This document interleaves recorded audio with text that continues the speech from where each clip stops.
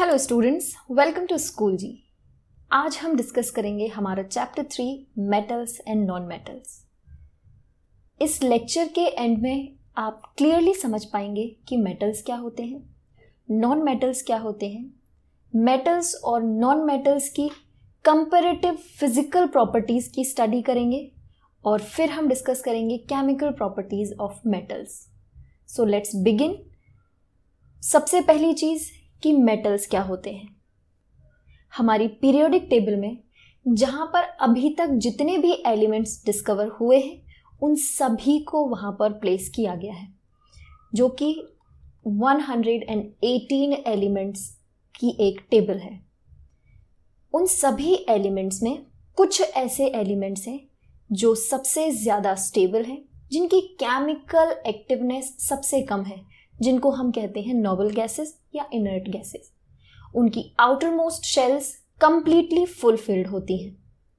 Since वो सबसे ज़्यादा स्टेबल होते हैं तो बाकी जो भी बचे हुए एलिमेंट्स हैं उन सभी में ये टेंडेंसी होती है कि वो उस कॉन्फ़िगरेशन को अटेन कर पाए जो उनकी नियरेस्ट नोबल गैस है। For example helium, neon, krypton, ये सभी नोबल गैसेस हैं।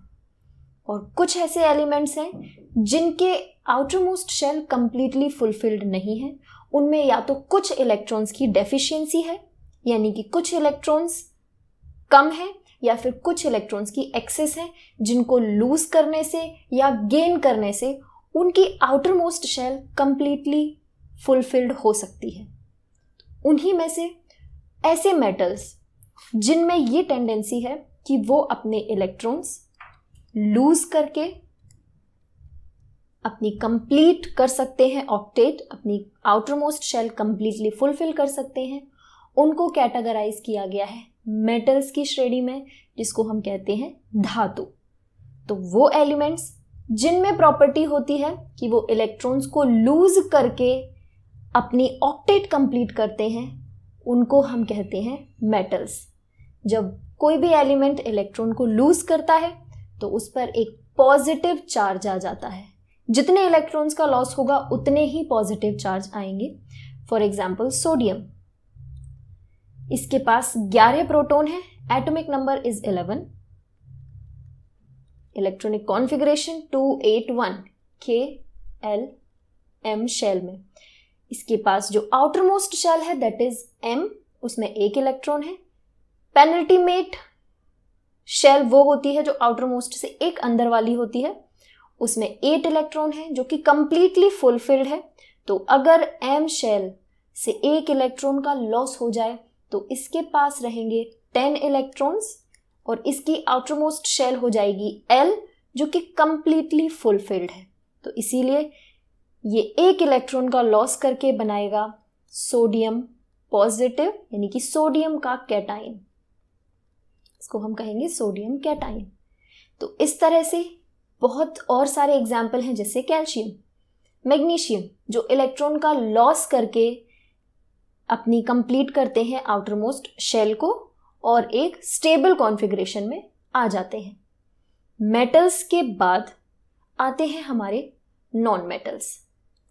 नॉन मेटल्स वो एलिमेंट्स हैं जो इलेक्ट्रॉन का गेन करते हैं, जिनकी आउटर मोस्ट में एक या दो इलेक्ट्रॉन्स की डेफिशिएंसी होती है और वो इलेक्ट्रॉन गेन करके अपनी आउटर मोस्ट शेल को कंप्लीटली फुलफिल कर पाते हैं।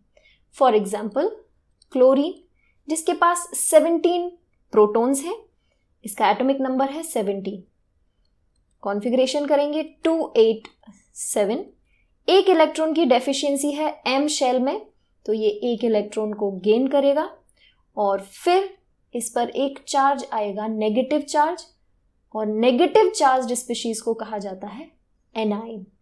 एटम न्यूट्रल होता है क्योंकि उसमें number of electrons, number of protons equal होते हैं, लेकिन जब इलेक्ट्रॉन का लॉस हो जाता है या इलेक्ट्रॉन का गेन होता है तो वो आइंस में कन्वर्ट हो जाते हैं।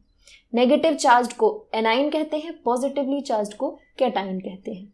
तो वो एलिमेंट्स जो इलेक्ट्रॉन को गेन करके एनाइंस में कन्वर्ट होते हैं उनको कैटेगराइज किया गया है नॉन मेटल्स में। अब देखते हैं मेटल्स और नॉन मेटल्स की फिजिकल प्रॉपर्टीज जिनको हम कंपैरेटिवली स्टडी करेंगे। तो सबसे पहले तो इसकी फिजिकल प्रॉपर्टी की ये दिखते कैसे हैं। मेटल्स, जनरली मेटल्स सॉलिड्स होते हैं, ठोस होते हैं, ज्यादातर धातु ठोस होती है। कुछ अपवाद है, एक्सेप्शन है, जैसे कि मर्क्यूरी, गैलियम, ये आपके अपवाद हैं जो कि लिक्विड स्टेट मेटल है, जो कि लिक्विड स्टेट में पाए जाते हैं। उसी तरह से नॉन मेटल्स आपके सॉलिड या गैसियस स्टेट में अवेलेबल होते हैं। फॉर एग्जाम्पल सॉलिड स्टेट में कार्बन, गैसियस स्टेट में ऑक्सीजन। कुछ एक्सेप्शन है, एक्सेप्शन में आती है आपकी ब्रोमीन, लिक्विड स्टेट में अवेलेबल होती है ये। So bromine is the only non metal which exist in liquid state. तो ये थी इनके कौन सी स्टेट में पाए जाते हैं उस पर डिस्कशन। अब और प्रॉपर्टीज को डिस्कस करते हैं, जैसे कि लस्ट्रस। लस्ट्रस मीन्स जो चमकते हैं, विच शाइन्स। मेटल्स शाइन, मेटल चमकते हैं। फॉर एग्जाम्पल गोल्ड, सिल्वर, ऐसे मेटल्स हैं। और भी जो मेटल्स होते हैं उनमें एक आभा होती है, एक चमक होती है, जबकि non metals do not shine. अगला प्रॉपर्टी देखते हैं, मेलिएबिलिटी। मेटल्स में एक बॉन्ड होता है जिसको बोलते हैं मेटेलिक बॉन्ड। मेटेलिक बॉन्ड होता है पॉजिटिव चार्ज्ड मेटल और इलेक्ट्रॉन के बीच में। जो एक इलेक्ट्रॉन या दो इलेक्ट्रॉन एक्स्ट्रा होते हैं उनके बीच में एक बॉन्ड होता है। इस मेटेलिक बॉन्ड की वजह से मेटल में प्रॉपर्टी होती है कि वो थिन शीट में कन्वर्ट हो जाते हैं। आप इनको पीट कर इनकी शीट्स बना सकते हैं, जबकि नॉन मेटल्स में मेटेलिक बॉन्ड नहीं होता है, इसीलिए ये ब्रिटल होते हैं, बहुत आसानी से पाउडर में या बहुत आसानी से बिखर जाते हैं। तो इसीलिए नॉन मेटल्स मेलिएबल नहीं होते हैं, जबकि मेटल्स मेलिएबल होते हैं due to the presence of metallic bond. इस मेटेलिक बॉन्ड की वजह से जो एटम्स होते हैं मेटल के, वो रोल ओवर हो जाते हैं rather to break their bond. अब आप बहुत ज्यादा फोर्स लगाएंगे तो ऑब्वियसली वो टूट जाएंगे, लेकिन पहली जो प्रॉपर्टी होगी, जब तक वो उस जो फोर्स आप लगा रहे हैं उसको बेयर कर सकते हैं, जब तक वो उन बॉन्ड्स से ज्यादा स्ट्रॉन्ग नहीं है, तब तक एटम्स रोल कर जाएंगे एक दूसरे के ऊपर और डिफरेंट शीट्स में आप इनको कन्वर्ट कर सकते हैं। Next property ductility. Ductility property होती है वायर्स में कन्वर्ट होने की। सबसे ज्यादा जो ये प्रॉपर्टी देखने को मिलती है वो कॉपर और सिल्वर में देखने को मिलती है।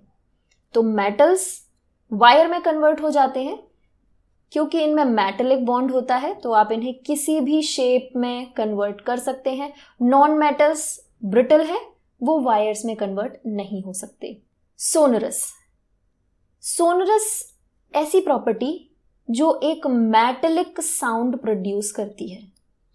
Sonorous means property of producing a specific metallic sound, जो कि मेटल्स में आती है।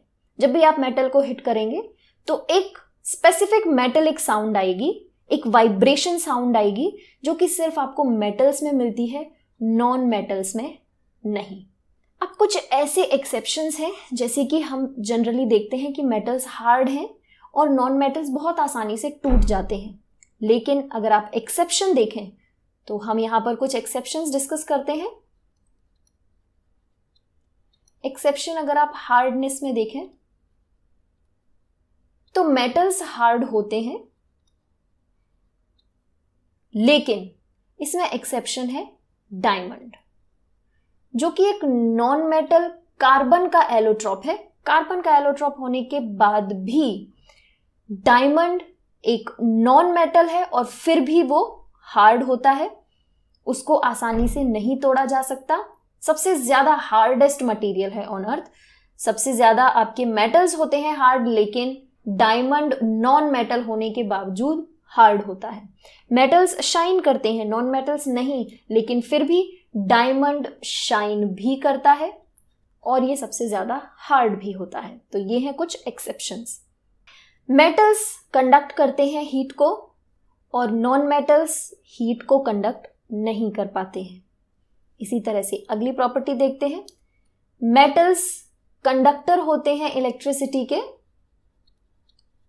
हम कह सकते हैं कि metals are good conductor of electricity, जबकि non metals are bad conductor of electricity, क्योंकि मेटल्स में फ्री आयंस हैं, इलेक्ट्रॉन्स हैं।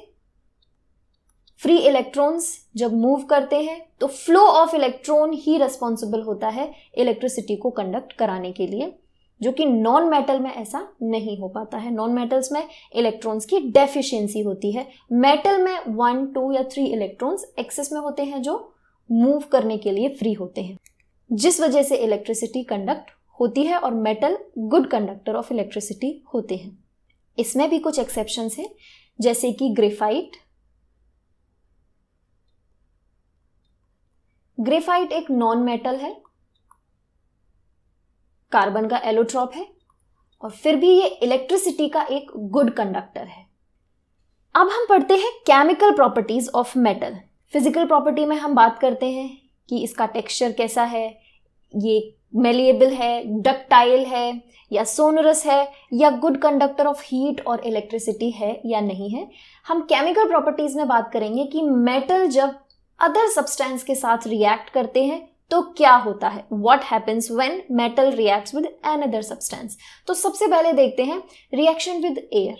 तो सबसे पहले जो मेटल होते हैं वो जब ऑक्सीजन के साथ या एयर के साथ रिएक्ट करते हैं तो बनाते हैं मेटल ऑक्साइड्स।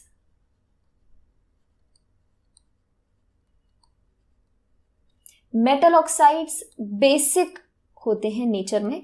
ये बहुत क्वेश्चन पूछा जाता है कि मेटल ऑक्साइड्स कैसे होते हैं नेचर में। Metal oxides are basic in nature.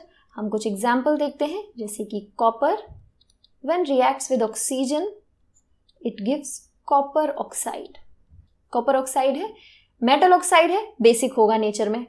लेकिन यहां पर भी कुछ एक्सेप्शंस हैं, जैसे कि aluminium oxide and zinc oxide. और भी ऐसे मेटल्स हैं जिनके ऑक्साइड आपके एसिडिक एंड बेसिक दोनों ही कैरेक्टर शो करते हैं। तो ऐसे ऑक्साइड्स जो दोनों कैरेक्टर शो करते हैं उनको कहा जाता है एम्फोटेरिक ऑक्साइड। नेक्स्ट प्रॉपर्टी देखते हैं, रिएक्शन विद वाटर। जब मेटल वाटर के साथ रिएक्ट करते हैं तो बनाते हैं metal oxide plus hydrogen gas evolve होती है। और जब ये मेटल ऑक्साइड आगे फर्दर वाटर से रिएक्ट करता है तो फिर बनता है मेटल हाइड्रोक्साइड। कुछ एग्जांपल्स देखते हैं, जैसे कि पोटेशियम। पोटेशियम बहुत विगरसली रिएक्ट करता है वाटर के साथ और ये बनाता है potassium hydroxide plus hydrogen gas. बहुत विगरसली रिएक्ट करता है, बहुत अमाउंट ऑफ एनर्जी रिलीज होता है। तो इस तरह से एक कंप्लीट रिएक्शन होती है। दूसरा एग्जाम्पल देखते हैं, जैसे कैल्शियम जब रिएक्ट करता है वाटर के साथ तो बनाता है calcium hydroxide plus hydrogen gas evolve होती है। तो आप देख सकते हैं कि जब भी मेटल्स रिएक्ट करते हैं वाटर के साथ तो मेटल हाइड्रोक्साइड बनता है। कुछ ऐसे मेटल्स होते हैं जिनको हम अपवाद में कंसीडर करेंगे, एक्सेप्शंस होते हैं, जैसे कि कॉपर, गोल्ड, सिल्वर, लेड। ये ऐसे मेटल्स होते हैं जो वाटर से बिल्कुल रिएक्ट नहीं करते। नेक्स्ट प्रॉपर्टी देखते हैं, what happens when metal reacts with acid. तो स्टूडेंट्स, जब भी मेटल एसिड के साथ रिएक्ट करता है तो आपका प्रोडक्ट बनता है सॉल्ट और हाइड्रोजन गैस रिलीज होती है। देख सकते हैं आप, metal, sodium plus acid hydrochloric acid gives out sodium chloride, एक सॉल्ट है, और हाइड्रोजन गैस रिलीज होती है। स्टूडेंट्स, हमने देखा कि जब मेटल रिएक्ट कर रहे हैं एसिड के साथ तो बनता है सॉल्ट एंड हाइड्रोजन गैस। लेकिन यहाँ पर एक इम्पॉर्टेंट पॉइंट जो नोट करने वाला है वो ये कि जब भी आपका मेटल नाइट्रिक एसिड के साथ रिएक्ट करता है तो वाटर रिलीज नहीं होता है, उसकी जगह पर ऑक्साइड्स ऑफ नाइट्रोजन जैसे कि N2O, NO जो कि आपके नाइट्रोजन ऑक्साइड्स हैं ये बनते हैं, या फिर NO2 ये ऑक्साइड्स हैं नाइट्रोजन के। वाटर की जगह पर ये नाइट्रोजन के ऑक्साइड्स बनाता है क्योंकि नाइट्रिक एसिड एक बहुत ही स्ट्रॉन्ग ऑक्सीडाइजिंग एजेंट है। इस वजह से ये हाइड्रोजन की जगह पर रिड्यूस हो जाता है और नाइट्रोजन के ऑक्साइड्स बनाता है। नेक्स्ट प्रॉपर्टी देखते हैं, मेटल जब मेटल सॉल्ट से रिएक्ट करते हैं। तो एक एग्जांपल देखते हैं, कोई मेटल, सपोज कोई मेटल A है और वो एक मेटल सॉल्ट CB से रिएक्ट कर रहा है, तो आपका ये मेटल रिप्लेस कर देता है दूसरे सॉल्ट से मेटल को और C को रिप्लेस करके बन जाएगा AB। अब इस रिएक्शन में क्वेश्चन ये उठता है कि मेटल जो A है उसने C को रिप्लेस कैसे किया, ऐसी क्या प्रॉपर्टीज हैं जो A के पास हैं जो वो C को रिप्लेस कर पा रहा है। तो इसका एक बहुत ही सिंपल आंसर है कि मोर रिएक्टिव मेटल रिप्लेस कर देता है लेस रिएक्टिव मेटल को। जितने भी लेस रिएक्टिव मेटल्स हैं उनको रिप्लेस कर देगा उसके कंपैरिजन में जो ज्यादा रिएक्टिव मेटल है वो मेटल। अब ये रिएक्टिविटी आप कैसे देखेंगे, तो रिएक्टिविटी को देखने के लिए एक टेबल है जिसको हम रिएक्टिविटी सीरीज कहते हैं, जिसमें हमारे सारे मेटल्स को प्लेस किया गया है। On the basis of that reactivity series हम देखते हैं कि कौन सा मेटल अपने नीचे प्लेस किए हुए मेटल को रिप्लेस कर पा रहा है। तो यहां हम रिएक्टिविटी सीरीज देखते हैं।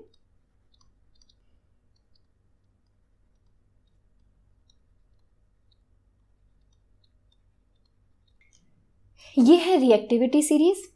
इसमें जितने भी मेटल आपके अपर प्लेस्ड हैं, जैसे कि पोटेशियम, पोटेशियम सबसे ऊपर प्लेस है तो ये सबसे ज्यादा रिएक्टिव है।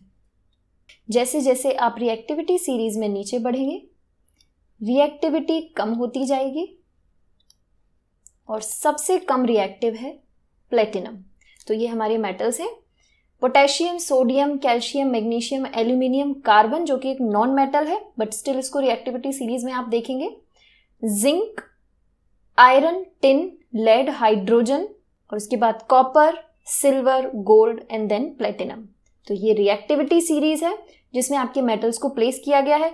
जितने मेटल्स अपर प्लेस्ड हैं वो अपने से नीचे प्लेस हुए मेटल को रिप्लेस कर सकते हैं, जैसे कि लेड को रिप्लेस कर सकता है टिन, आयरन, लेकिन पोटेशियम को सोडियम रिप्लेस नहीं करेगा, सोडियम पोटेशियम को रिप्लेस कर सकता है।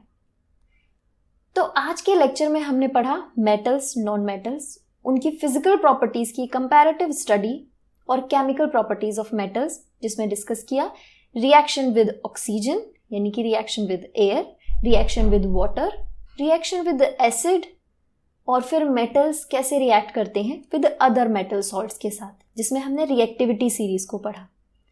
अब स्टूडेंट्स, आपने कई बार देखा होगा कुछ ऐसे कंपाउंड्स होते हैं जिनमें आपको मेटल और नॉन मेटल दोनों के ही बीच एक बॉन्ड दिखाई देता है, जैसे कि सोडियम एंड क्लोरीन, इनके बीच में एक बॉन्ड है।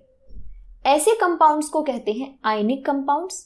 इनका फॉर्मेशन कैसे होता है, ये कैसे बनते हैं, ये हम पढ़ेंगे हमारे नेक्स्ट सेशन में, जिसमें हम डिटेल में डिस्कस करेंगे आयनिक कंपाउंड्स के बारे में।